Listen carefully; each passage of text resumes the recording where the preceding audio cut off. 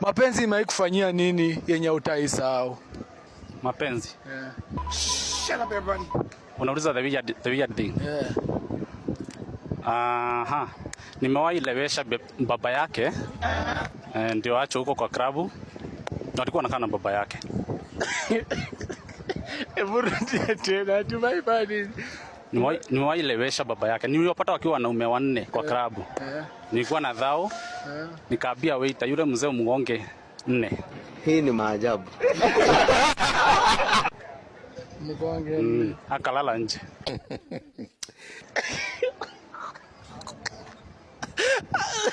Alilala nje. Wewe sasa ukaenda na dem home. Uko kwao. Kwao. Nasema kwao. Si ndo maana nilimrudisha nje ndio mimi niingie. Unalisha mzae nje. Hakuwa na madhe. Madhe alikuanga huku mtaa, alikuanga mtu wa biashara. Alikuwa mtu wa biashara. Ulisema gonge mzae 4.